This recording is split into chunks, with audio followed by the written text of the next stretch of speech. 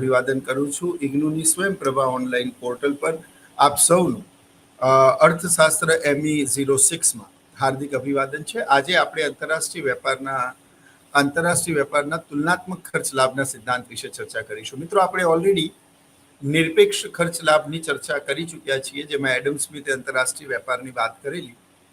આજે આપણે રિકાર્ડોના આંતરરાષ્ટ્રીય વેપારના તુલનાત્મક ખર્ચ લાભના સિદ્ધાંતની ચર્ચા કરવાના છીએ, જેને અંગ્રેજીમાં comparative advantage cost theory of David Ricardo પણ કહેવામાં આવે છે. મિત્રો, આ સિદ્ધાંતની ચર્ચા કરતા પહેલા એક મહત્વની વાત આપણે સમજી લઈએ કે એડમ સ્મિથે એવું કહેલું કે એક દેશ એક્સ વસ્તુના ઉત્પાદનમાં શ્રેષ્ઠ છે, બીજો દેશ વાય વસ્તુના ઉત્પાદનમાં શ્રેષ્ઠ છે. તો બંને વસ્તુ બનાવવાના બદલે જે દેશની જે વસ્તુ બનાવવામાં શ્રેષ્ઠતા વધારે હોય તે દેશે તે જ વસ્તુનું ઉત્પાદન કરવું જોઈએ અને અન્ય વસ્તુનું ઉત્પાદન બીજા દેશ ઉપર છોડવું જોઈએ.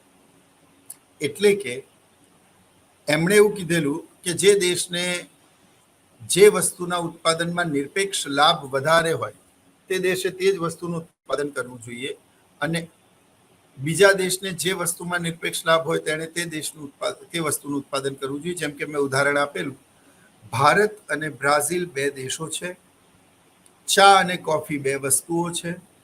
જો ભારત ચાના ઉત્પાદનમાં બ્રાઝિલ કરતાં શ્રેષ્ઠતા વધારે ધરાવે છે અથવા ભારતને નિરપેક્ષ ખર્ચ લાભ વધારે છે અને બ્રાઝિલને કોફી બનાવવામાં નિરપેક્ષ લાભ વધારે છે, તો એડમ સ્મિથે નિરપેક્ષ ખર્ચ લાભના સિદ્ધાંત અંતર્ગત એવું કીધું કે ભારતે ચા અને કોફી બંને વસ્તુ બનાવવાના બદલે ભારતની શ્રેષ્ઠતા ચાના ઉત્પાદનમાં વધારે છે, માટે ભારતે માત્ર ચાનું ઉત્પાદન કરવું જોઈએ અને બ્રાઝિલની શ્રેષ્ઠતા કોફી બનાવવામાં છે, માટે બ્રાઝિલે કોફી બનાવવી જોઈએ અને ચાનું ઉત્પાદન ભારત ઉપર છોડવું જોઈએ.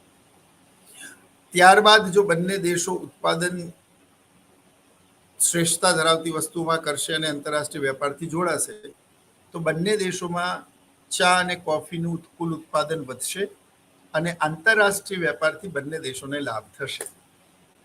આ નિરપેક્ષ ખર્ચ લાભનો સિદ્ધાંત હતો. મિત્રો, એવું કહેવાય છે કે need is the mother of the innovation. આવશ્યકતા જ આવિષ્કારની જનની હોય છે અને એટલા જ માટે જ્યારે પણ કોઈ અર્થશાસ્ત્રી, જ્યારે પણ કોઈક ચિંતક પોતાનો કોઈક વિચાર રજૂ કરે છે, તેમાં અમુક ખામીઓ, અમુક વણ ઉકેલ્યા પ્રશ્નોનો જવાબ નથી મળતો, ત્યારે કોઈક અર્થશાસ્ત્રી એને નવી રીતે વિચારે છે અને ત્યારે સિદ્ધાંતમાં નવા પરિપ્રેક્ષ્ય, નવા દ્રષ્ટિકોણની આવશ્યકતા ઊભી થતા એક નવા સિદ્ધાંતનો જન્મ થાય છે. તો મિત્રો, એડમ સ્મિથના આ સિદ્ધાંતની નિરપેક્ષ ખર્ચ લાભના સિદ્ધાંતની સમીક્ષાની જ્યારે આવશ્યકતા ઊભી થઈ, ત્યારે ડેવિડ રિકાર્ડોએ એવું વિચાર્યું કે એક દેશ, માનો કે ભારત, ચાના ઉત્પાદનમાં અને બીજો દેશ, માનો કે બ્રાઝિલ, એ કોફીના ઉત્પાદનમાં શ્રેષ્ઠ હોય, તો ભારતે ચા અને બ્રાઝિલે કોફી બનાવવી જોઈએ. આ બહુ જ સામાન્ય અને કથિત સત્ય છે, પરંતુ રિકાર્ડોએ એવું કહ્યું કે જો એક દેશ બીજા દેશ કરતાં બંને વસ્તુઓમાં શ્રેષ્ઠ હોય અને બીજો દેશ પહેલા દેશ કરતાં બંને વસ્તુઓમાં ઉતરતો હોય એક્સ અને વાયના ઉત્પાદનમાં, તો પછી આંતરરાષ્ટ્રીય વેપાર કેવી રીતે થશે? જ્યારે આનો જવાબ કોઈ અર્થશાસ્ત્રીએ ના આપ્યો, ત્યારે રિકાર્ડોએ એક નવા સિદ્ધાંતને રજૂ કર્યો, નવા સિદ્ધાંત વિશે વિચાર્યું અને આ સિદ્ધાંતને તુલનાત્મક ખર્ચ લાભનો સિદ્ધાંત કહેવાય છે.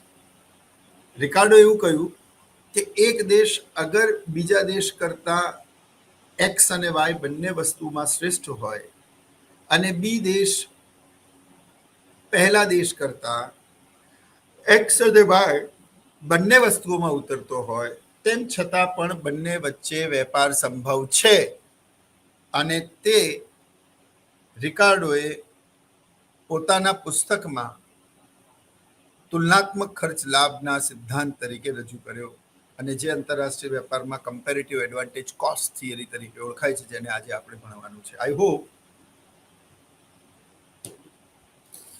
આપને આટલું ક્લિયર થયું હશે કે એડમ સ્મિથની ના સિદ્ધાંતની મર્યાદા પરથી રિકાર્ડોનો તુલનાત્મક ખર્ચ લાભ નો સિદ્ધાંત અમલમાં આવ્યો.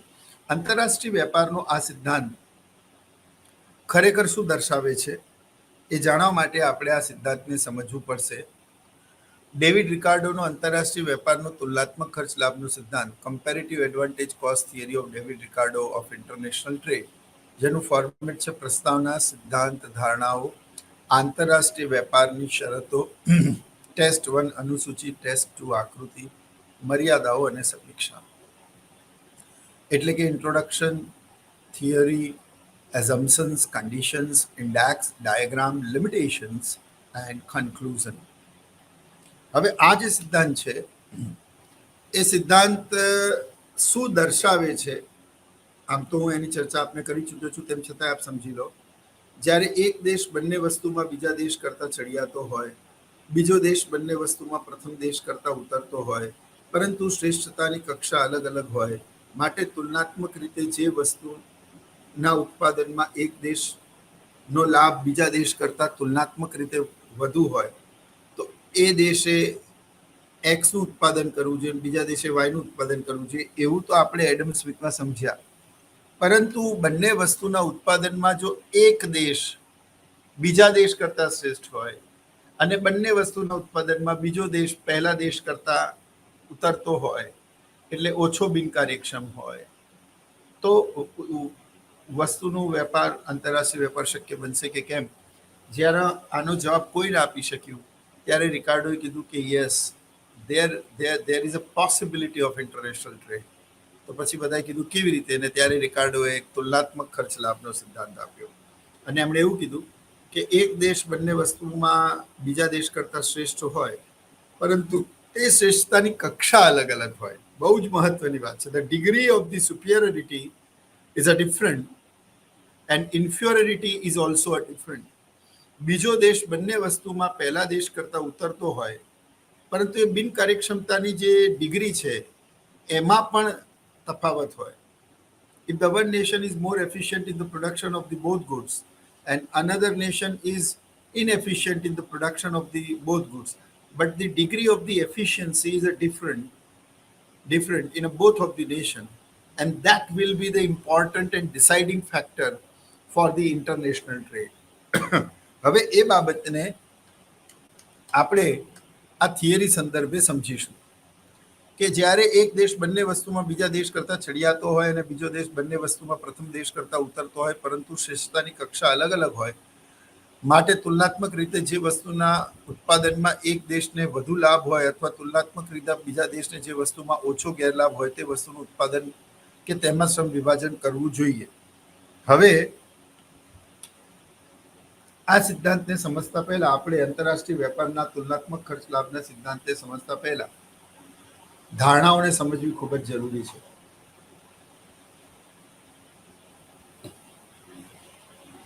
મિત્રો, આંતરરાષ્ટ્રીય વેપારમાં માત્ર બે જ દેશો જોડાયેલા છે. આંતરરાષ્ટ્રીય વેપાર માત્ર બે વસ્તુઓમાં થાય છે.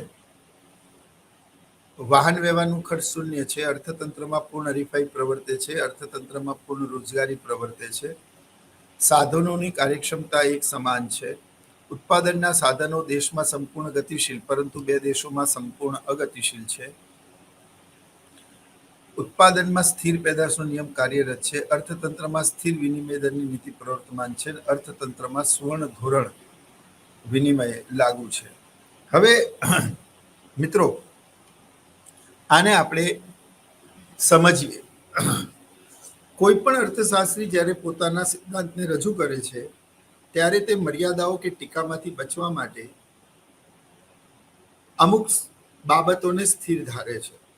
જેમ કે તમે કોઈ રિસર્ચ કરો, કોઈ ઇકોનોમિક્સમાં પીએચડી કે થિયરી રજૂ કરો, ત્યારે તમારે પણ અમુક બાબતોને એઝ્યુમ કરવું પડે. આપણે નાનપણમાં ગણિત ભણતા હતા ત્યારે આપણે કહેતા હતા કે ધારો કે એક્સની વેલ્યુ આટલી છે, તો એ રીતે જ ઇકોનોમિક્સમાં પણ અમુક પરિબળોને સ્થિર ધારવા પડે છે. એ સ્થિર ધારવાનો મતલબ કે જો આ પરિબળો સ્થિર રહેશે, આમ રહેશે, તો મારો નિયમ સાચો છે, એવું અર્થશાસ્ત્રી કહેવા માંગે છે અથવા રિસર્ચ કરનાર વ્યક્તિ એવું કહેવા માંગે છે. તો રિકાર્ડોએ પોતાના તુલનાત્મક ખર્ચનો લાભનો આ સિદ્ધાંત રજૂ કરતા પહેલા જે પરિબળોને પોતાના સિદ્ધાંતની સમજૂતી માટે સ્થિર ધાર્યા છે તેને આ સિદ્ધાંતની ધારણાઓ કહેવામાં આવે છે. તેમાં બે જ દેશો છે, એટલે આંતરરાષ્ટ્રીય વેપારમાં બે જ દેશો છે. આંતરરાષ્ટ્રીય વેપાર બે જ દેશો વચ્ચે થાય છે. હવે ફરી એકવાર આમાંથી જ તમને મર્યાદાઓ પણ મળશે, કારણ કે આંતરરાષ્ટ્રીય વેપારમાં બે કરતાં વધારે દેશો સામેલ છે. પરંતુ અહીંયા એ પરિબળોને સિદ્ધાંતની સમજૂતી મેળવવા અને આ આખી તુલનાત્મક ખર્ચ લાભના સિદ્ધાંતને સમજવા માટે એમણે એને સ્થિર એઝ્યુમ કર્યા છે, પરંતુ ખરેખર તેવું હોતું નથી. એટલે આંતરરાષ્ટ્રીય વેપારમાં બે દેશો છે અને એટલા જ માટે મેં ભારત અને બ્રાઝિલની વાત કરી. આંતરરાષ્ટ્રીય વેપારમાં બે જ વસ્તુઓ છે એટલે મેં ચા અને કોફીની વાત કરી. હવે અહીંયા ઉદાહરણ પેટે તમે બે કોઈ પણ દેશ લઈ શકો. આપણે રિકાર્ડોનો આ સિદ્ધાંત ભણી રહ્યા છીએ, જેમાં તમારે એક દેશને તુલનાત્મક રીતે બીજા દેશ કરતાં શ્રેષ્ઠ બતાવવાનો છે. બીજા દેશને બંને વસ્તુના ઉત્પાદનમાં પહેલા દેશ કરતાં બિનકાર્યક્ષમ બતાવવાનો છે. તો તમારે શું કરવું પડે? એક દેશ મોટો લેવો પડે, એક દેશ નાનો લેવો પડે. એટલે એક ભારત લેવું પડે અને બીજું બાંગ્લાદેશ કે નેપાળ, બેમાંથી એક દેશ લેવો પડે. એટલે આ રીતે એક દેશ મોટો ને એક દેશ નાનો લઈ શકાય. બે જ વસ્તુઓ છે. હવે એમાં ચા અને કોફીનું ઉદાહરણ મેં આપેલું, કારણ કે વિશ્વભરમાં ભારત ચાના ઉત્પાદનમાં અને બ્રાઝિલ કોફીના ઉત્પાદનમાં શ્રેષ્ઠતા ધરાવે છે.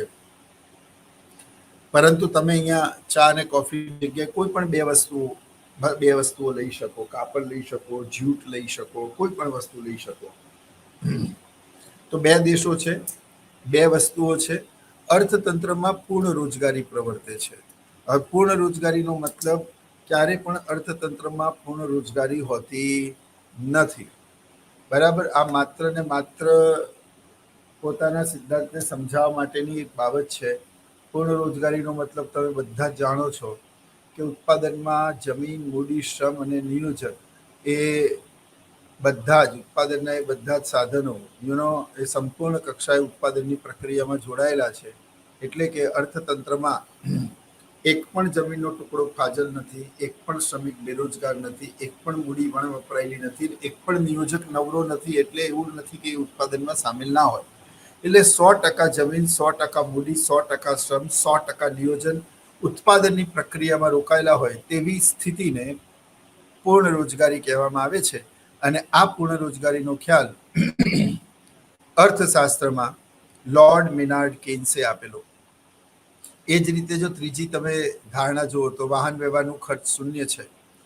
ખરેખર વાહન વ્યવહારનું ખર્ચ શૂન્ય હોતું નથી, પરંતુ વસ્તુની લાગત મૂલ્યને સમાન દર્શાવવા માટે અથવા વાહન વ્યવહારના ખર્ચના તફાવતના કારણે મૂળ સિદ્ધાંત અને વસ્તુની કિંમતમાં એટલો બધો ફેરફાર આવે કે સિદ્ધાંતને સમજી ના શકાય.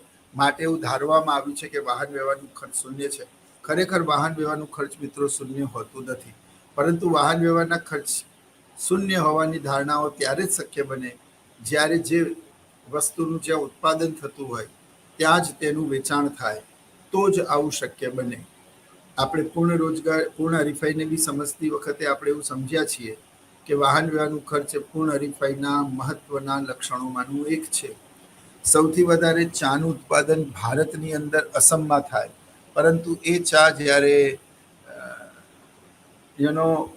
વાહન વ્યવહાર માર્ગે કે રેલ માર્ગે એક રાજ્યથી બીજા રાજ્યમાં પહોંચે ત્યારે એની અંદર વાહન વ્યવહાર ખર્ચ ઉમેરાય અને પરિણામે અસમમાં ચાની કિંમત અને ગુજરાતમાં ચાની કિંમત, એક પૂર્વોત્તર રાજ્ય છે, એક પશ્ચિમનું રાજ્ય છે, એમાં ફરક એટલા માટે આવે છે કારણ કે બંને વચ્ચે ભૌગોલિક અંતર વધારે હોવાના કારણે વાહન વ્યવહારનું ખર્ચ ડિસાઇડિંગ ફેક્ટર સાબિત થાય છે.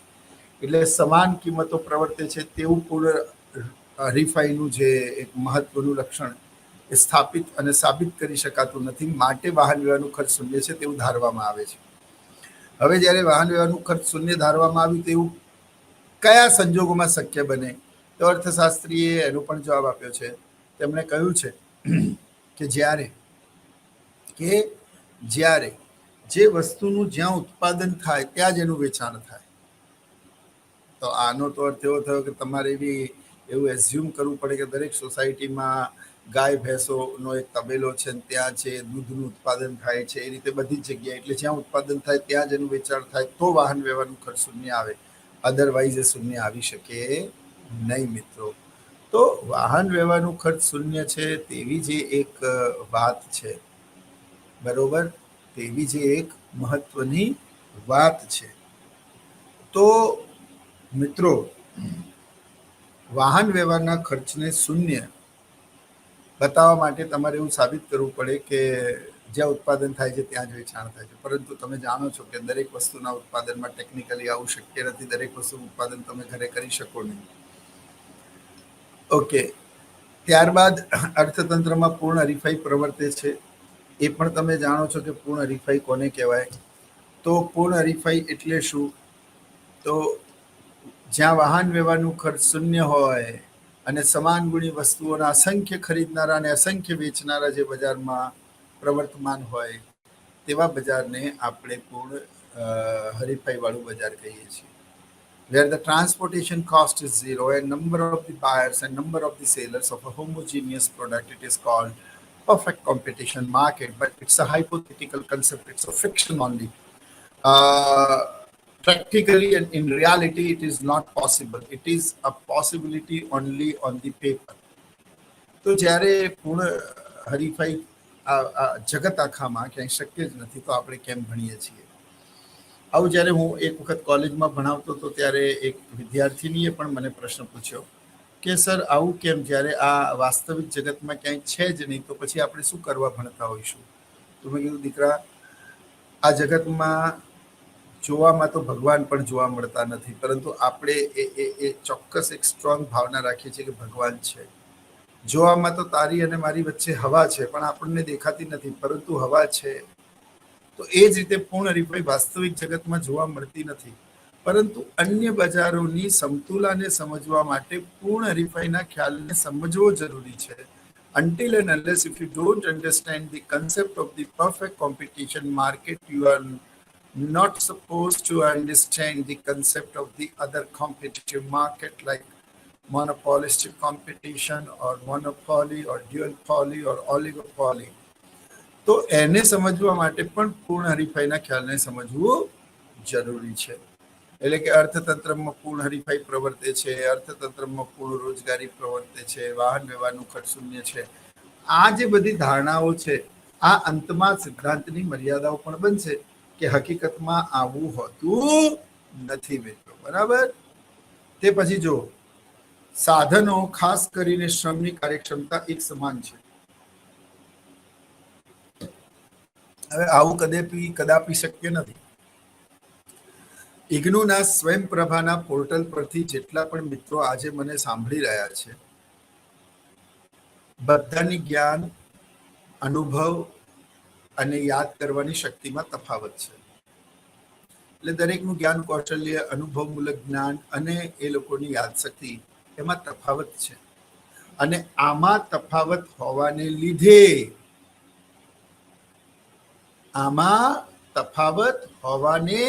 લીધે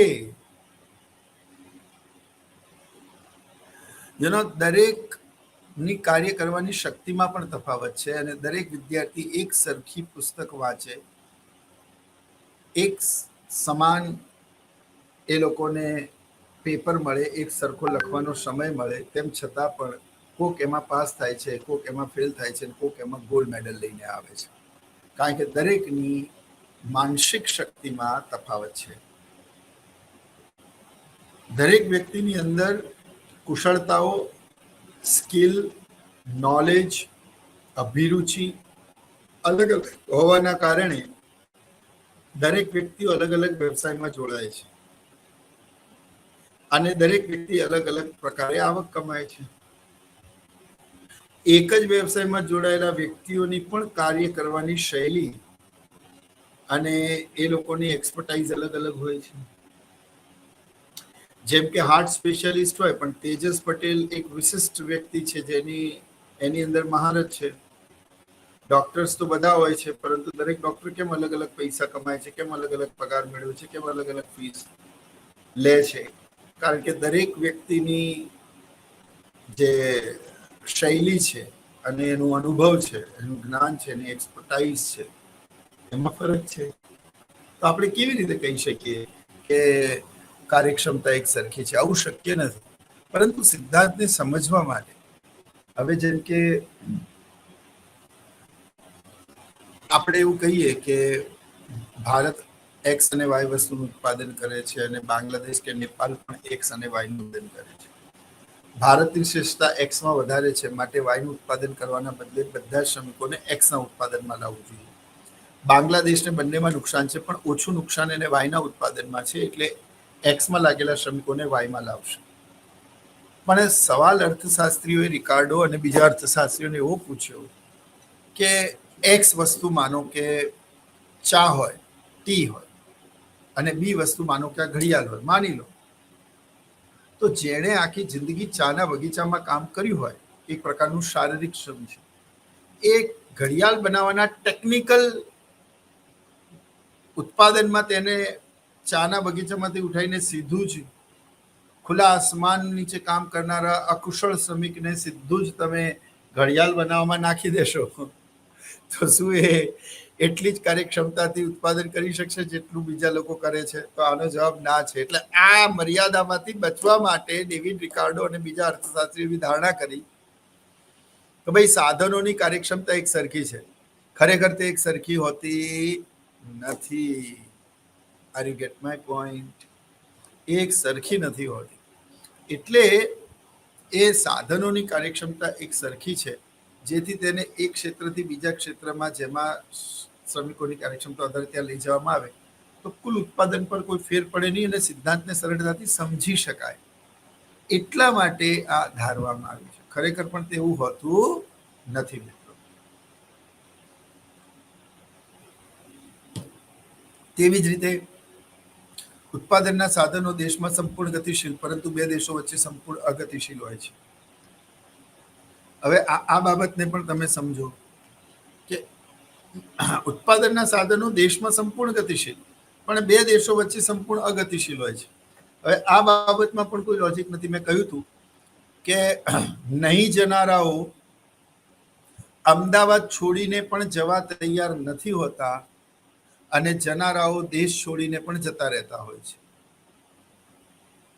બહુ જ સરસ ફિલ્મ રજૂ થયેલી ડંકી શાહરૂખ ખાનની, કે ગેરકાયદેસર રીતે બીજા દેશમાં પ્રવેશવા, જ્યારે કાયદેસર રીતે વિઝા નથી મળતા તો ગેરકાયદેસર રીતે કેવી રીતે પ્રવેશવું, એની જે ચર્ચા છે, એની જે વાત છે, એટલે કેટલા ડેસ્પરેટ હોય છે. એટલે જનારા તો આટલી તકલીફો ભોગવીને પણ સરહદો પાર કરીને ગેરકાયદેસર રીતે પણ અન્ય દેશોમાં પહોંચતા હોય છે મિત્રો. બરાબર છે? અને નહીં જનારા તો દુનિયા રોકે છે તેમ છતાં એ લોકો જાય છે, નહીં જનારાઓ દુનિયા ધકેલે છે તેમ છતાંય જતા નથી. એટલે ઉત્પાદનના સાધનો બે દેશો વચ્ચે સંપૂર્ણ ગતિશીલ, દેશની અંદર સંપૂર્ણ ગતિશીલ અને બે દેશો વચ્ચે સંપૂર્ણ ગતિશીલ છે. આ ધારણા ખોટી છે, એટલે મર્યાદામાં ચર્ચીશું. પણ અત્યારે સિદ્ધાંતની સમજૂતી માટે એવી ધારણા કરવામાં આવે છે કે ઉત્પાદનના જે સાધનો છે એ દેશની અંદર સંપૂર્ણ ગતિશીલ, એટલે perfectly mobile within the nation and perfectly immobile between two nations, એવી એક ધારણા છે મિત્રો. એ જ રીતે ઉત્પાદનમાં સ્થિર પેદાશનો નિયમ કામ કરે છે. ખરેખર ઉત્પાદનમાં સ્થિર પેદાશનો નિયમ કામ કેવી રીતે કરે છે? તો ઉત્પાદનમાં સ્થિર પેદાશના નિયમ અંતર્ગત એવું ધારવામાં આવે છે કે ઉત્પાદનના સાધનોમાં જેટલો વધારો કરવામાં આવે છે, બરાબર, એટલો જ સામે ઉત્પાદનમાં વધારો થાય છે. 10 શ્રમિકો ભેગા મળીને 100x નું ઉત્પાદન કરતા હોય તો એક શ્રમની સીમાંત ભૌતિક ઉત્પાદકતા 10x બનાવવાની થાય. હવે તમે 11મો શ્રમિક ઉત્પાદનમાં એડ કરો તો કુલ ઉત્પાદન વધીને 110 જ થશે. 12મો આવશે તો 120 થશે, 13મો આવશે તો 130 થશે, 14મો શ્રમિક આવશે તો કુલ ઉત્પાદન 130 થી વધીને 140 થશે. આમ દરેક એક વધારાના શ્રમિકને વધારવાથી ઉત્પાદનમાં એટલો જ વધારો થશે જેટલો પહેલા શ્રમિકો દ્વારા થતો હતો. હવે ખરેખર આ સાચું નથી, કેમ કે યુ નો વોટ, દરેક શ્રમિકની સીમાંત ઉત્પાદકતા અલગ અલગ છે અને એ જવાબ જ્યારે એ પ્રશ્ન પૂછવામાં આવે ત્યારે રિકાર્ડો એવું કે જો મેં આગળ ધારણા કરેલી છે કે શ્રમિકની કાર્યક્ષમતા એક સરખી છે, પણ ખરેખર તેવું હોતું તો નથી. ઉત્પાદન પદ્ધતિ સતત બદલાતી હોય, કોઈક નવો ખૂબ ભણેલો શ્રમિક આવે એની કાર્યક્ષમતા બીજા કરતાં વધારે હોય, કોઈ કે બીજી જગ્યાએ બહુ સારું કામ કર્યું હોય એ અહીંયા આવે તો એ પહેલાં કરતાં વધારે સારું કામ કરી શકે. દરેકની કામ કરવાની વૃત્તિ, માનસિકતા, શારીરિક એબિલિટી, કુશળતા એ અલગ અલગ હોય છે. પરંતુ અહીંયા એવું ધારી લેવામાં આવ્યું છે કે ઉત્પાદનમાં સ્થિર પેદાશનો નિયમ કામ કરે છે. ખરેખર ઉત્પાદનમાં વધતી, ઘટતી, સ્થિર અને નકારાત્મક પેદાશનો નિયમ કામ કરે છે. Increasing returns to scale, decreasing returns to scale, constant returns to scale and negative returns to scale. પણ અહીંયા એવું ધારી લેવામાં આવ્યું છે કે ઉત્પાદનમાં માત્ર સ્થિર પેદાશનો નિયમ કામ કરે છે. આ માત્ર ને માત્ર સિદ્ધાંતને સમજવા માટે આવું ધારવામાં આવ્યું છે. ખરેખર તેવું હોતું નથી મિત્રો. ફાઇન. હવે બે ધારણાઓ રહી ગઈ. અર્થતંત્રમાં સ્થિર વિનિમય દરની નીતિ પ્રવર્તમાન છે. હવે ખરેખર અર્થતંત્રમાં 3 પ્રકારની નીતિ હોય છે: સ્થિર, અસ્થિર અને આંશિક, એટલે કે fixed exchange rate, flexible exchange rate and partial exchange. સ્થિરમાં ડોલરની સામે તમારા ચલણનું મૂલ્ય એકદમ સ્થિર જ રહે, ના એમાં વધારો થાય ના એમાં ઘટાડો થાય. એટલે આ સિદ્ધાંતને સમજવા માટે બી ધારણા કરી છે કે સ્થિર વિનિમય દરની નીતિ પ્રવર્તમાન છે, જેથી જ્યારે બે દેશો વચ્ચે ચીજ વસ્તુ અને સેવાઓની આપ-લે થાય ત્યારે તેને સરળતાથી સમજી શકાય, અલગ અલગ સમયના અનુસંધાનમાં પણ. એટલે સ્થિર વિનિમય દરની નીતિ પ્રવર્તમાન છે.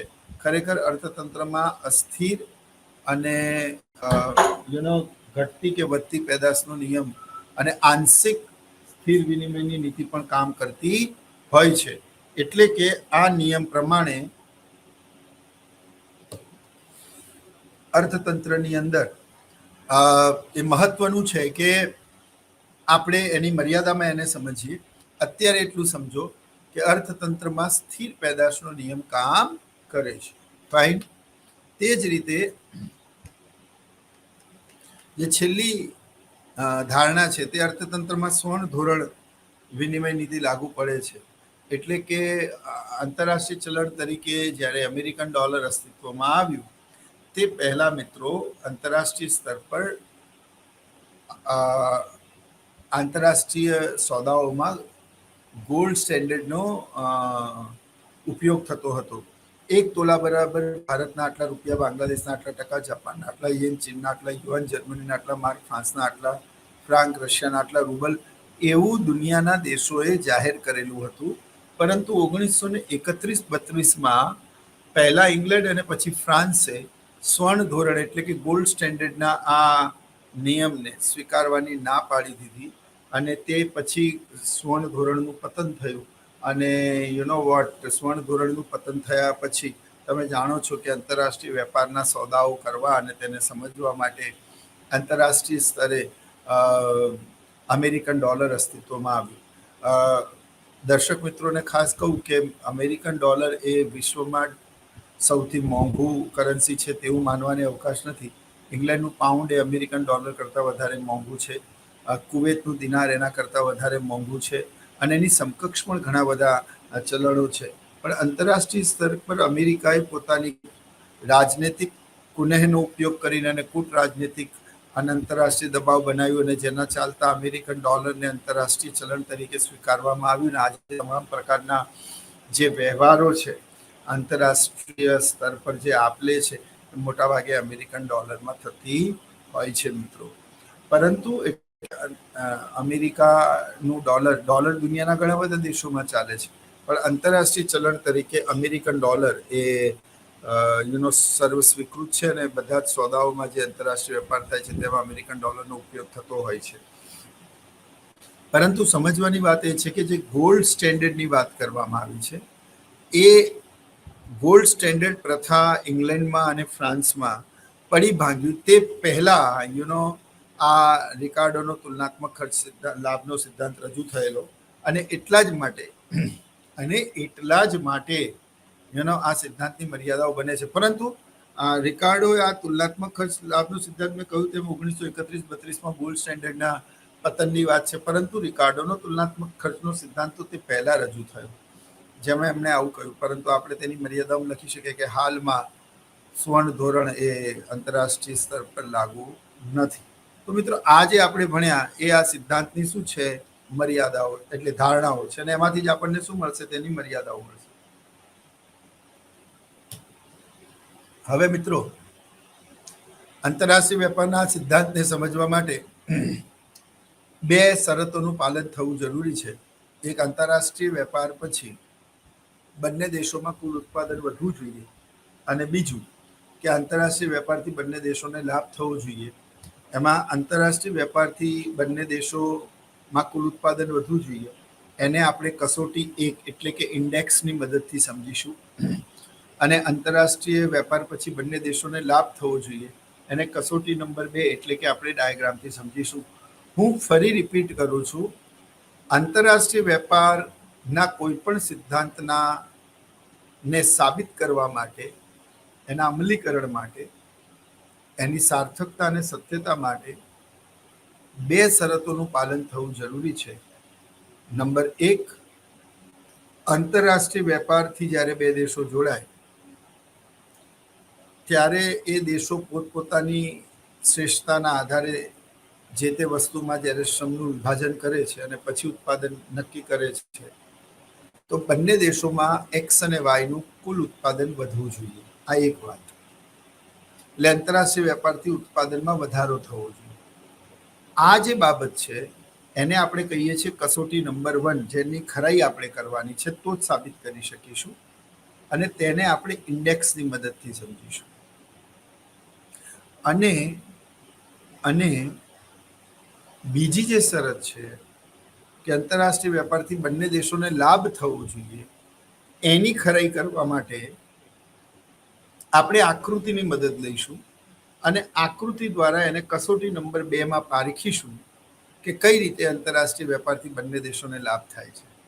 આમ એક્સ અને વાય બંને વસ્તુનું કુલ ઉત્પાદન વધવું જોઈએ, અને બંને દેશોને, એ અને બી બંને દેશોને આંતરરાષ્ટ્રીય વેપારમાં જોડાવાથી લાભ થવો જોઈએ, નહીતર તો પછી વેપાર થશે નહીં. તો આ બંને બાબતોને આપણે ટેસ્ટ 1 અનુસૂચિ અને ટેસ્ટ 2 આકૃતિ દ્વારા સમજીશું.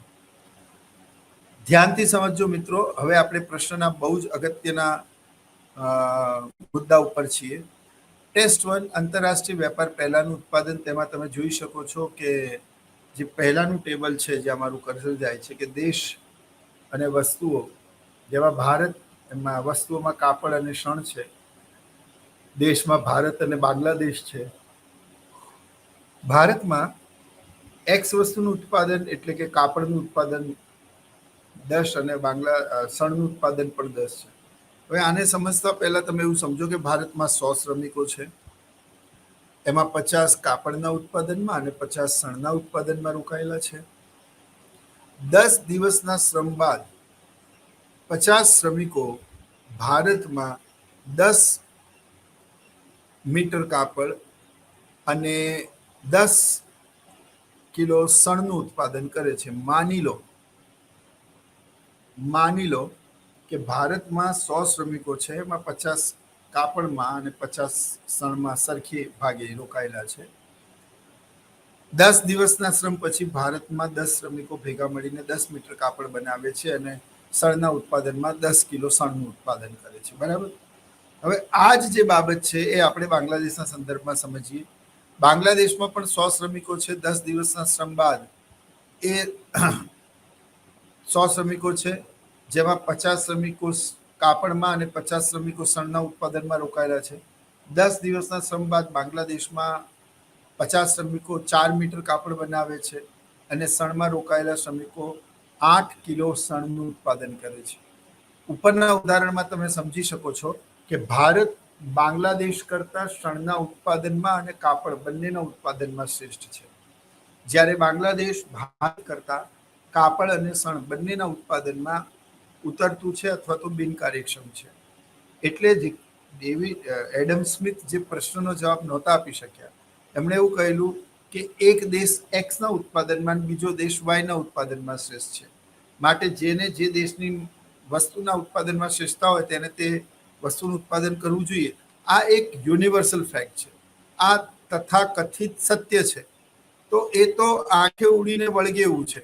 પણ રિકાર્ડો એવું કીધું કે બે દેશો હોય અને બે જ વસ્તુઓ હોય, પરંતુ જો એક દેશ બંને વસ્તુમાં બીજા દેશ કરતા શ્રેષ્ઠ હોય, બીજો દેશ બંને વસ્તુઓમાં પહેલા દેશ કરતા ઉતરતો હોય, તો પછી આંતરરાષ્ટ્રીય વેપાર કેવી રીતે થાય? ત્યારે જ્યારે એનો કોઈ જવાબ ના આપી શક્યું, ત્યારે રિકાર્ડોએ તુલનાત્મક ખર્ચ લાભનો સિદ્ધાંત આપ્યો. મેં અગાઉ પણ તમને કહેલું, જ્યારે અમુક વણ ઉકેલ્યા પ્રશ્નોનો જવાબ નથી મળતો અને ત્યારે જ આંતરરાષ્ટ્રીય સ્તર પર એક નવો વ્યક્તિ આવે છે, એ પોતાના દ્રષ્ટિકોણથી એક નવો વિચાર રજૂ કરે છે અને જે એક નવા સિદ્ધાંત તરીકે રજૂ થાય છે. તો એડમ સ્મિથનો સિદ્ધાંત એ નિરપેક્ષ ખર્ચ લાભના સિદ્ધાંત તરીકે ઓળખાયો અને રિકાર્ડોનો સિદ્ધાંત એ તુલનાત્મક ખર્ચ લાભના સિદ્ધાંત તરીકે ઓળખાયો. હવે તમે અહીંયા જો કે ભારત સણ તુલનાત્મક ખર્ચ લાભનો સિદ્ધાંત, એવા શબ્દ પર ભાર મૂકું છું, તુલનાત્મક કમ્પેરેટિવ, બરાબર. એ કેમ એ શબ્દનું એ નામ આપવામાં આવ્યું? તો તમે જો કે ભારત તુલનાત્મક રીતે કાપડ અને શણના બંનેના ઉત્પાદનમાં બાંગ્લાદેશ કરતા શ્રેષ્ઠ છે. બાંગ્લાદેશ કાપડ અને શણ બંનેના ઉત્પાદન કરતા તુલનાત્મક રીતે ઉતરતો કે બિનકાર્યક્ષમ છે, પરંતુ ભારત બાંગ્લાદેશ કરતા કાપડના ઉત્પાદનમાં 6 ગણી શ્રેષ્ઠતા ધરાવે છે, જ્યારે શણના ઉત્પાદનમાં તે 2 ગણી શ્રેષ્ઠતા ધરાવે છે. આમ ભારત કાપડ અને શણ બંનેમાં બાંગ્લાદેશ કરતા શ્રેષ્ઠ છે, પરંતુ મિત્રો શ્રેષ્ઠતાની કક્ષા અલગ અલગ છે. ભારત બાંગ્લાદેશ કરતા કાપડના ઉત્પાદનમાં 6 ટાઈમ બેટર છે, કારણ કે ભારત 10 મીટર કાપડ બનાવે છે 10 દિવસના શ્રમિકો બાદ, અને એટલા જ શ્રમિકો બાંગ્લાદેશમાં માત્ર 4 મીટર જ કાપડ બનાવે છે. એટલે શ્રેષ્ઠતાની કક્ષા અલગ અલગ છે. Are you get my point? એટલે ભારત શેમાં શ્રેષ્ઠ છે? તો ભારત બંનેમાં શ્રેષ્ઠ છે, પણ વધુ શ્રેષ્ઠ શેમાં છે? કાપડમાં. બાંગ્લાદેશ બંનેમાં ઉતરતું છે, બંનેમાં એને નુકસાન છે, પણ ઓછું નુકસાન શેમાં છે? તો કે શણમાં. તો ભારતે શું બનાવવું જોઈએ? કાપડ. અને બાંગ્લાદેશે શું બનાવવું જોઈએ? શણ. પણ જરૂરી એ છે, મહત્વનું એ છે કે જ્યારે ભારત પોતાના બધા જ શ્રમિકોને કાપડના ઉત્પાદનમાં લઈ આવે, બાંગ્લાદેશ પોતાના બધા જ શ્રમિકોને માત્ર શણના ઉત્પાદનમાં લઈ જાય, તો કુલ ઉત્પાદનમાં વધારો થવો જોઈએ. તો કુલ ઉત્પાદન શું થવું જોઈએ? વધવું જોઈએ. Are you get my point? અને જો કુલ ઉત્પાદન વધશે તો પહેલી કસોટી સાબિત થશે. હવે આંતરરાષ્ટ્રીય વેપાર પહેલા ભારત અને બાંગ્લાદેશમાં કાપડ અને શણનું અનુક્રમે ઉત્પાદન 14 અને 18, 10 ને 4 14 અને 10 ને 8 18 અને કુલ 32 એકમોનું ઉત્પાદન કાપડ અને શણનું હતું. હવે જ્યારે ભારત પોતાના બધા જ સાધનો માત્ર કાપડના ઉત્પાદનમાં લાવે છે, બાંગ્લાદેશ પોતાના બધા જ સાધનો શણના ઉત્પાદનમાં લઈ જાય છે, તો ભારતમાં 10 દિવસના શ્રમ પછી જ્યારે 50 શ્રમિકો 10 મીટર કાપડનું ઉત્પાદન કરતા હતા, બીજા 50 લોકો આવી જશે તો કાપડનું ઉત્પાદન બમણું થઈ જશે. હવે અહીંયા તમને એવો વિચાર આવશે કે સર, જે વર્ષોથી શણ બનાવે છે અને તમે કાપડ બનાવવામાં લઈ જશો, તો શું એ પહેલાના 10 શ્રમિકો જે ઓલરેડી વર્ષોથી કાપડનું ઉત્પાદન કરી રહ્યા છે એના જેટલી જ એફિશિયન્સીથી કરશે? એટલે આ મર્યાદામાંથી બચવા માટે જ એમણે એવું કીધું કે દરેક શ્રમની કાર્યક્ષમતા એક સરખી છે. Are you get my point? કારણ કે એક સામાન્ય વ્યક્તિને આ પ્રશ્ન ન થાય, પરંતુ અર્થશાસ્ત્રીઓને ચોક્કસ થાય, અમને લોકોને ચોક્કસ થાય. એટલે એ પ્રશ્ન પૂછવામાં આવે, અને એ પ્રશ્નમાં ટીકાથી બચવા માટે ડેવિડ રિકાર્ડોએ પહેલાથી જ કહી દીધું કે ભાઈ દરેક શ્રમની કાર્યક્ષમતા એક સરખી છે. ખરેખર તેવું હોતું નથી, એ મર્યાદામાં સમજીશું, પણ આ તો સિદ્ધાંતને સમજાવવા માટે, જેમ મેં કહ્યું તેમ મેથમેટિક્સમાં પણ ધારો કે એક્સની વેલ્યુ આટલી છે, એ માત્ર સમજાવવા માટે કે ભાઈ એ બાબતને સાબિત કરવા માટે એને ધારવું પડે છે. એ પણ એવું જાણે છે કે ખરેખર આવું હોતું નથી. તો આ સિદ્ધાંતની સમજૂતી માટે આપણે સમજીએ છીએ. તો જ્યારે યુ નો વોટ કે 10 શ્રમિકો 50 શ્રમિકો 10 દિવસના શ્રમ પછી 10 મીટર કાપડ બનાવતા હતા, બીજા 50 શ્રમિકો આવી જશે તો કાપડનું ઉત્પાદન બમણું, એટલે કે 20 થઈ જશે. તમે બાજુવાળી અનુસૂચિમાં આંતરરાષ્ટ્રીય વેપાર પછીના ઉત્પાદનમાં જુઓ, જ્યારે શણનું ઉત્પાદન, કારણ કે બધા કાપડમાં આવી ગયા એટલે શણનું ઉત્પાદન 0 થઈ ગયું. એ જ રીતે બાંગ્લાદેશમાં પોતાના બધા શ્રમિકોને શણના ઉત્પાદનમાં લઈ જશે એટલે એનું ઉત્પાદન 8 થી ડબલ એટલે કે 16 થઈ જશે. હવે આનું તમે ટોટલ કરો તો 20 અને 16 એટલે કે કુલ ઉત્પાદન 36 એકમોનું થયું. પહેલા ઉત્પાદન કાપડ અને શણનું ભારત અને બાંગ્લાદેશમાં 32 એકમનું હતું, જે હવે 36 એકમનું થયું. આમ આંતરરાષ્ટ્રીય વેપાર બાદ ભારત અને બાંગ્લાદેશમાં કાપડ અને શણનું કુલ ઉત્પાદન 32 એકમોથી વધીને 36 એકમોનું થયું. આમ કુલ ઉત્પાદનમાં આંતરરાષ્ટ્રીય વેપાર બાદ વધારો થતા પ્રથમ શરતનું પાલન થાય છે, એટલે કે કસોટી નંબર 1 એક સાબિત થાય છે. તો આ જ રીતે મિત્રો આપણે કસોટી નંબર 2 જોઈશું. તો અહીંયા પ્રથમ શરત કે આંતરરાષ્ટ્રીય વેપાર બાદ કુલ ઉત્પાદનમાં વધારો થવો જોઈએ એ સાબિત થઈ ગયું. આપણે તેને ઇન્ડેક્સ દ્વારા સાબિત કર્યું. હવે આંતરરાષ્ટ્રીય વેપારથી કુલ ઉત્પાદન તો વધ્યું, પણ બંને દેશો આંતરરાષ્ટ્રીય વેપારથી ત્યારે જ જોડાશે જ્યારે બંને દેશોને આંતરરાષ્ટ્રીય વેપારથી લાભ થશે. તો આંતરરાષ્ટ્રીય વેપારથી લાભ થશે, બરાબર, એ ક્યારે થશે? તો આંતરરાષ્ટ્રીય વેપારથી લાભ થશે તો એ ક્યારે થશે? તો આંતરરાષ્ટ્રીય વેપારથી લાભ ત્યારે જ થશે જ્યારે કસોટી નંબર 2માં આકૃતિ દ્વારા આપણે એની સમજૂતી મેળવીશું કે કેવી રીતે આવું થાય. તો તમે જોઈ શકો છો કે કસોટી 2 ટેસ્ટ 2 આંતરરાષ્ટ્રીય વેપારથી બંને દેશોને લાભ થવો જોઈએ. હવે તમે જુઓ કે ભારતનો આંતરરાષ્ટ્રીય વેપારમાં જે વિનિમય દર છે કાપડ અને શણમાં એ 1:1 છે, જ્યારે બાંગ્લાદેશનો વિનિમય દર કાપડ અને શણમાં 1:2 છે. હવે તમારો પ્રશ્ન એવો આવે મિત્રો કે ભારતનો વિનિમય દર 1:1 અને બાંગ્લાદેશનો વિનિમય દર 1:2 છે, એ આપણે કેવી રીતે લીધું? તો એના માટે આપણે આ બાબતને સમજીએ. જો કાપડ અને શણનું ઉત્પાદન ભારતમાં 10:10 છે, તો 10:10 તો 1:1 થાય. અને બાંગ્લાદેશમાં કાપડ અને શણનું ઉત્પાદન 4:8 છે, તો 4:8 એટલે 1:2 ના થયું? 4 ના ડબલ 8 થયા, તો 1:2 થયું કે ના થયું? એટલે ભારત અહીંયા એવું કહે છે કે હું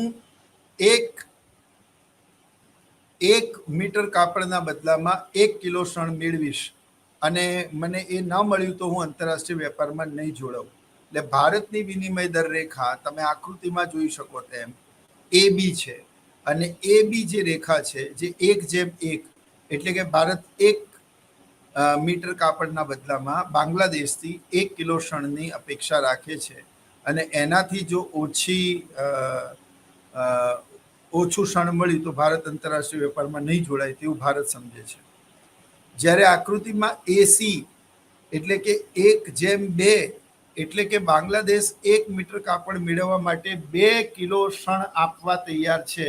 એટલે બાંગ્લાદેશની વિનિમય દર રેખા આકૃતિમાં દર્શાવ્યા પ્રમાણે AC છે, જે 1:2 નો રેશિયો ધરાવે છે. હવે જો ભારત 1 એકમ કાપડના બદલામાં 1 એકમ શણ માંગે છે, બાંગ્લાદેશ 1 એકમ કાપડના બદલામાં 2 એકમ શણ આપવા તૈયાર છે. હવે જો આંતરરાષ્ટ્રીય વેપાર 1:1 કરતા વધુ પણ 1:2 કરતા ઓછું નક્કી થાય, એટલે મોર દેન 1:1 and less than 1:2, એનો બીજો અર્થ એવો થાય કે જો વિનિમય દર AB અને AC ની વચ્ચે ક્યાંક નક્કી થાય તો એનાથી બંને દેશોને લાભ થાય. આકૃતિમાં તમે જોઈ શકો છો કે AD જે તૂટક લાઈન છે, જે બ્રેકિંગ લાઈન છે, એવું દર્શાવે છે કે જો વિનિમય દર 1:1.5 નક્કી થાય, જે AD લાઈન દર્શાવે છે, તો અહીંયા ભારત 1 કિલો કાપડના બદલામાં 1 કિલો શણ માંગતું હતું, એના બદલામાં ભારતને 1 કિલો કાપડના બદલામાં 1.5 કિલો એટલે કે 1.5 kg શણ મળે, જ્યારે બાંગ્લાદેશ 1 મીટર કાપડના બદલામાં 2 કિલો શણ આપવા તૈયાર હતું. પરંતુ AD વિનિમય દર રેખા નક્કી થાય તો બાંગ્લાદેશને પણ 1 મીટર કાપડના બદલામાં 2 ની જગ્યાએ 1.5 કિલો શણ આપવું પડે. તો ભારત ઈચ્છતું હતું 1, ભારતને મળ્યું 1.5, બાંગ્લાદેશ આપવા માંગતું હતું 2, બાંગ્લાદેશને આપવું પડ્યું 1.5. તો બંનેને અડધા યુનિટનો ફાયદો થયો. બીજી ભાષામાં કહું તો અડધા કેજી શણનો ફાયદો થયો.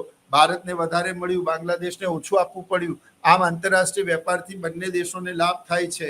એટલે કે આંતરરાષ્ટ્રીય વેપારમાં જો વિનિમય દર રેખા 1:1 કરતાં વધુ પણ 1:2 ની વચ્ચે નક્કી થાય, એટલે કે 1.1:5 નક્કી થાય, જે બ્રેકિંગ લાઇન એડી દર્શાવે છે, તો બંને દેશોને આંતરરાષ્ટ્રીય વેપારમાં જોડાવાથી લાભ થાય છે. અહીંયા બીજી શરતનું પણ પાલન થાય છે. એટલે આંતરરાષ્ટ્રીય વેપારનો આ સિદ્ધાંત બંને કસોટીઓને સાબિત કરે છે. માટે તેને આંતરરાષ્ટ્રીય સ્તર પર સર્વસ્વીકૃતિ મળી અને એડમ સ્મિથ બાદ તેના તુલનાત્મક ખર્ચના રેકોર્ડોના આ સિદ્ધાંતને આંતરરાષ્ટ્રીય સ્તર પર ગ્રીન સિગ્નલ મળ્યું અને તેને સ્વીકારવામાં આવ્યું. અને આ રીતે આંતરરાષ્ટ્રીય વેપારનો બીજો મહત્વનો સિદ્ધાંત કમ્પેરેટિવ એડવાન્ટેજ કોસ્ટ થિયરી, એટલે કે તુલનાત્મક ખર્ચ લાભનો સિદ્ધાંત અમલમાં આવ્યો. પરંતુ મિત્રો, આ સિદ્ધાંત મર્યાદાઓથી અલિપ્ત છે તેવું માનવાને અવકાશ નથી. મેં આપને સમજાવ્યું તેમ જે ધારણાઓ છે એ જેની શું બનશે, મર્યાદાઓ બનશે. એટલે મર્યાદાઓ આપણે આમ તો મેં સમજાય છે, તેમ છતાંય આપણી પાસે સમય છે, આપણે આ સમજી લઈએ કે આંતરરાષ્ટ્રીય વેપારમાં માત્ર 2 જ દેશો હોય છે. તો ખરેખર આંતરરાષ્ટ્રીય વેપારમાં 2 કરતાં વધુ દેશ સામાન્ય રીતે જોડાયેલા હોય છે. એટલે આંતરરાષ્ટ્રીય વેપાર માત્ર 2 દેશો વચ્ચે થાય છે તેવું માનવું શું છે, ખોટું છે. આ તો એવી જ વાત થઈ ગઈ કે આંતરરાષ્ટ્રીય સ્તર પર, એટલે કે કોઈ પાસે મોબાઈલ હોય તો એમાં માત્ર 2 જ નંબરો હોય અને બીજા કોઈના નંબર જ ના હોય, અને 2 જ વ્યક્તિઓના સંપર્કમાં કોઈ વ્યક્તિ હોય, બીજાના સંપર્કમાં જ ના હોય. હવે સામાન્ય સંજોગોમાં આજના યુગમાં આવું શક્ય નથી મિત્રો. એટલે આંતરરાષ્ટ્રીય વેપારમાં પણ એક દેશ બીજા દેશની તમામ જરૂરિયાતો સંતોષી શકે, બીજો દેશ પહેલા દેશની તમામ વસ્તુઓ સંતોષી શકે. અરે આ તો કાપડ અને શણની વાત થઈ. સેમિકન્ડક્ટર ચિપ ભારત ક્યાંથી લાવશે? ભારત લાવશે તો બાંગ્લાદેશ ક્યાંથી લાવશે? તો બધી જ વસ્તુઓ એકબીજાને આપી શકાય, અને ભારતને જે વસ્તુઓ જોઈતી હોય તમામે તમામ બાંગ્લાદેશ બનાવતું હોય, બાંગ્લાદેશને જે વસ્તુઓ અને સેવાઓ જોઈતી તમામ ભારત પાસે હોય. આવું કદાપી શક્ય નથી મિત્રો. એટલે એક દેશે ઘણી બધી વસ્તુઓ મેળવવા માટે બીજા દેશ ઉપર પણ આધાર રાખવો પડે છે. આપણે જ્યારે કંઈક વસ્તુ ખરીદવા જઈએ છીએ તો બધી વસ્તુ એક જગ્યાએથી નથી મળતી. તમે કહો મોલ, તો મોલમાં સોના ચાંદીની વસ્તુઓ, દવાઓ, એવું બધું નથી મળતું, અને એ સિવાયની ઘણી બધી વસ્તુઓ નથી મળતી. અને માટે આપણે દરેક વસ્તુઓ મેળવવા માટે અલગ અલગ જગ્યાએ જવું પડે છે. એ જ રીતે એક દેશે પણ પોતાની તમામ જરૂરિયાતોને સંતોષવા માટે ઘણા બધા દેશો સાથે આંતરરાષ્ટ્રીય વેપારના સંબંધો રાખવા પડે છે. માટે આંતરરાષ્ટ્રીય વેપારમાં 2 જ દેશો છે એ ધારણા તદંતર ખોટી છે. એક વાત. બીજી વાત, આંતરરાષ્ટ્રીય વેપાર માત્ર 2 જ વસ્તુઓનો થાય છે, આવું હોતું નથી. આ તો સિદ્ધાંતની સમજૂતી માટે આપણે એવું ધાર્યું. ખરેખર આંતરરાષ્ટ્રીય વેપારમાં 2 કરતાં વધારે વસ્તુઓ હોય છે, 2 કરતાં વધારે દેશો હોય છે. અનેક વસ્તુઓ અને સેવાઓનું ઉત્પાદન થાય છે. ઇનફેક્ટ વસ્તુઓ જ નહીં પણ સેવાઓનું પણ આપ-લે થતી હોય છે. એટલે વેપાર તુલા નહીં પણ લેણદેણની તુલા પણ મહત્વની હોય છે. અને તે જ રીતે મિત્રો, જે ત્રીજી ધારણા છે કે વાહન વ્યવહાર ખર્ચ શૂન્ય હોય, પણ વાસ્તવમાં વાહન વ્યવહારનું ખર્ચ ક્યારે પણ શૂન્ય હોતું નથી. જેવી જ સરકાર પેટ્રોલ અને ડીઝલના ભાવમાં વધારો કરે છે. અમૂલ ડેરી એ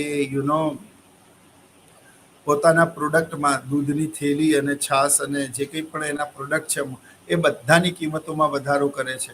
કારણ કે આ બધી જ વસ્તુઓમાં ટ્રાન્સપોર્ટેશન કોસ્ટ બહુ જ મહત્વની ભૂમિકા ભજવતું હોય છે. આઇસોલેટેડ રિમોટ એરિયામાંથી દૂધ કલેક્ટ કરવું, એને અમૂલ ડેરીમાં લાવવું, એની અંદર પ્રોસેસ કરવી, પછી એને તૈયાર કરીને રાતના 3-4 વાગે સવારે એ મિલ્ક વેન નીકળે ત્યારે એ વસ્તુ તમારા બહાર કોઈ પાર્લર પર કે ડેરી પર તમને સવારે મળે. તો તમે વિચાર કરો કે આટલી દૂર દરાજના ગામડાઓથી દૂધ કલેક્ટ કરીને મધર ડેરીમાં લાવું, મધર ડેરીથી તમારા ઘર સુધી પહોંચાડું, તો શું એમાં વાહન વ્યવહાર ખર્ચ નથી હોતો? એટલે વાહન વ્યવહારનું ખર્ચ શૂન્ય ક્યારે પણ હોતું નથી, કારણ કે દરેક વસ્તુનું ઉત્પાદન જે તે સ્થળે શક્ય નથી. એટલે એવી ધારણા કરવી કે વાહન વ્યવહારનું ખર્ચ શૂન્ય છે તે સદંતર ખોટું છે. તે જ રીતે તમે જાણો છો કે પૂર્ણ હરીફાઈ અને પૂર્ણ રોજગારીની અવાસ્તવિક ધારણાઓ છે. પૂર્ણ હરીફાઈ વાસ્તવિક જીવનમાં ક્યાંય પણ જોવા મળતી નથી. પૂર્ણ હરીફાઈ એક કલ્પના છે. આ તો અન્ય બજારોને સમજવા અને આ સિદ્ધાંતને સમજવા માટે આપણે ધાર્યું, પણ વાસ્તવમાં તેવું હોતું નથી. તે જ રીતે પૂર્ણ રોજગારી છે, તો પૂર્ણ રોજગારી પણ વાસ્તવિક જગતમાં ક્યાંય જોવા મળતી નથી. તે એક કલ્પના છે. પૂર્ણ રોજગારીમાં ઉત્પાદનના ચારેય સાધનો, જમીન, મૂડી, શ્રમ અને નિયોજન, તે તેની સર્વોચ્ચ કક્ષાએ ઉત્પાદનની પ્રક્રિયામાં જોડાયેલા હોય, પરંતુ તેવું શક્ય નથી. સાધનોની કાર્યક્ષમતા એક સરખી હોય જે તેવી ધારણા કરવામાં આવી, ખરેખર મેં કહ્યું તેમ અમારી સામે બેઠેલા દરેક વિદ્યાર્થીઓને ભણાવતી વખતે અમે ભણાવવામાં ભેદ રાખ્યો નહીં. એક સરખી નોટ્સ આપી, એક સરખું પેપર મળ્યું, એક સરખો લખવાનો સમય મળ્યો. તેમ છતાંય કોઈ એમાં પાસ થાય છે, કોઈ ફેલ થાય છે, કોઈ ગોલ્ડ મેડલ લઈને આવે છે, કારણ કે દરેક વિદ્યાર્થીની માનસિક શક્તિઓમાં તફાવત હોય છે. પરંતુ અહીંયા એવું ધારવામાં આવ્યું છે કે દરેક શ્રમિકની કાર્યક્ષમતા સ્થિર હોય. આવું વાસ્તવિક જગતમાં પ્રેક્ટિકલી સાચું નથી. તે જ રીતે સાધનો દેશમાં સંપૂર્ણ ગતિશીલ અને બે દેશો વચ્ચે સંપૂર્ણ ગતિશીલ હોય છે એ ધારણા ખોટી છે. મેં કહ્યું તેમ કે દર વખતે સાધનો બે દેશો વચ્ચે સંપૂર્ણ ગતિશીલ હોય એવું શક્ય નથી. આજે ભારતના લોકો કેટલી મોટી સંખ્યામાં વિદેશોમાં ન કેવલ માત્ર ભણવા જાય છે, પણ વર્ક વિઝા લઈને ત્યાં સેટલ પણ થાય છે અને પોતાની નવી પેઢીની પણ ત્યાં શરૂઆત કરે છે. કેનેડામાં કેટલી મોટી સંખ્યામાં ભારતીયો છે. USA, ઓસ્ટ્રેલિયા અને યુરોપના ઘણા બધા દેશોમાં ખૂબ મોટી સંખ્યામાં ભારતના લોકો વસે છે. તાજેતરમાં જ તમે જાણો છો તેમ USA અને વેસ્ટ ઇન્ડિઝના સંયુક્ત ઉપક્રમે T20 વર્લ્ડ કપ યોજાવાનો છે. ત્યાં તમે જોજો કે દુનિયાના કોઈ પણ ખૂણામાં, અમેરિકા સહિત દુનિયાના કોઈ પણ ખૂણામાં જ્યારે ભારતની મેચ હોય ત્યારે ભારતના દર્શકો ત્યાં ચોક્કસ જોવા મળે છે, જે ત્યાં રહેતા હોય છે વર્ષોથી. ઘણાની તો બીજી ત્રીજી પેઢી ત્યાં હોય છે. તો સાધનો બે દેશો વચ્ચે સંપૂર્ણ અગતિશીલ છે તે ધારણા સદંતર ખોટી છે, અને દેશની અંદર સંપૂર્ણ ગતિશીલ છે તે ધારણા પણ ખોટી છે. ગુજરાતના કોઈ વ્યક્તિને એવું કહેવામાં આવે કે તું મણિપુર કે અસમમાં જતો રહે કે સાઉથના કોઈક રાજ્યમાં જતો રહે, તો એને વધારે પૈસા આપવા છતાં બી ગુજરાતી ભાઈ ના પણ જાય, કારણ કે એને અહીંયા પોતાનું કલ્ચર, પોતાના લોકો, પોતાના મિત્રો, એ સભ્યતા, એ સંસ્કૃતિથી જોડાયેલો છે. શ્રમ એક જીવિત ઉત્પાદનનું સાધન છે અને તેના ઉપર ઘણા બધા ફેક્ટર્સ અસર કરતા હોય છે. માટે સદંતર હંમેશા દેશની અંદર સાધનો સંપૂર્ણ ગતિશીલ અને બે દેશો વચ્ચે સંપૂર્ણ ગતિશીલ હોય છે એવું માનવું સદૈવ સાચું નથી મિત્રો. તે જ રીતે ઉત્પાદનમાં વધતા, ઘટતા કે સ્થિર પેદાશના નિયમ કામ કરતા હોય છે. માત્ર સ્થિર પેદાશના નિયમની ધારણા ખોટી છે. મેં તમને કહ્યું તેમ ઉત્પાદનમાં વધતી પેદાશનો નિયમ પણ હોય, ઘટતી પેદાશનો નિયમ પણ હોય, સ્થિર પેદાશનો નિયમ પણ હોય અને ઉપરાંત નકારાત્મક પેદાશનો નિયમ પણ હોય. એટલે increasing returns to scale, decreasing returns to scale and negative returns to સ્કેલની તો અવગણના કરવામાં આવી છે. આપણે ઉત્પાદનના બિન પ્રમાણસરના નિયમમાં, લો ઓફ વેરિયેબલ પ્રપોર્શનમાં આ ભણીએ પણ છીએ, જાણીએ પણ છીએ. તમે પણ ભણ્યા છો કે ઉત્પાદનમાં માત્ર સ્થિર પેદાશનો નિયમ હોતો નથી. આ તો સિદ્ધાંતને સમજવા માટે કરેલી ધારણા છે. એ જ રીતે અર્થતંત્રમાં પરિવર્તનશીલ વિનિમય દર અને આંશિક વિનિમય દર નીતિની અવગણના કરવામાં આવી છે. એટલે કે માત્ર અહીંયા એવું માની લેવામાં આવ્યું છે કે સ્થિર વિનિમય દરની નીતિ લાગુ પડે છે, પણ ખરેખર ઉત્પાદનમાં અસ્થિર વિનિમય દરની નીતિ અને આંશિક વિનિમય દરની નીતિ પણ હોય છે. તેના પણ લાભો અને ગેરલાભો હોય છે. તેના વિશે પણ સિદ્ધાંતો આપેલા છે અર્થશાસ્ત્રમાં. અને આંતરરાષ્ટ્રીય વેપારમાં સ્થિર વિનિમય દરની નીતિ, અસ્થિર વિનિમય દરની નીતિ અને આંશિક વિનિમય દર નીતિ એ ખૂબ જ મહત્વના કન્સેપ્ટ છે અને જે ન કેવલ ભણવામાં આવે છે, અમારા દ્વારા ભણાવવામાં બી આવે છે. એટલે આ અસ્થિર અને આંશિક વિનિમય દર નીતિની અવગણના કરી છે તે સદંતર ખોટું છે. અને વર્તમાન સમયમાં સ્વર્ણ ધોરણ, મેં કહ્યું તેમ, કોઈ પણ અર્થતંત્રમાં લાગુ નથી મિત્રો. એ વાસ્તવિક જગતથી દૂર છે. પરંતુ રિકાર્ડોએ આ સિદ્ધાંત 1931-32માં જ્યારે સ્વર્ણ ધોરણનું પતન થયું તે પહેલાં રજૂ કરેલા, એટલે એમણે આવું કહેલું. પણ વર્તમાન યુગની જો તુલના આપણે રિકાર્ડોના સિદ્ધાંત સાથે કરીએ તો તમે જાણો છો તેમ કે સ્વર્ણ ધોરણ આજે નથી અને તેની જગ્યાએ આંતરરાષ્ટ્રીય વેપારના માપદંડ તરીકે અમેરિકન ડોલરની ચૂકવણીના માપદંડને ઉપયોગમાં લેવામાં આવે છે. એટલે સ્વર્ણ ધોરણ એ અમલમાં છે તેવી ધારણા પણ ખોટી છે. તો આ બધી જ સિદ્ધાંતની શું બની મિત્રો? મર્યાદાઓ બની. અને આ સાથે જ આપણે તુલનાત્મક ખર્ચ લાભનો આ સિદ્ધાંત અહીંયા પૂરો કરીએ છીએ. I hope you all are enjoying the wonderful lecture through the Swayamprabha online portal. અને ભવિષ્યમાં પણ આપ આ રીતે જ અમારી સાથે જોડાયેલા રહો તેવી અભ્યર્થના સાથે હું આજનો લેક્ચર પૂરો કરું છું. નમસ્કાર અને જય હિન્દ મિત્રો. Thank you.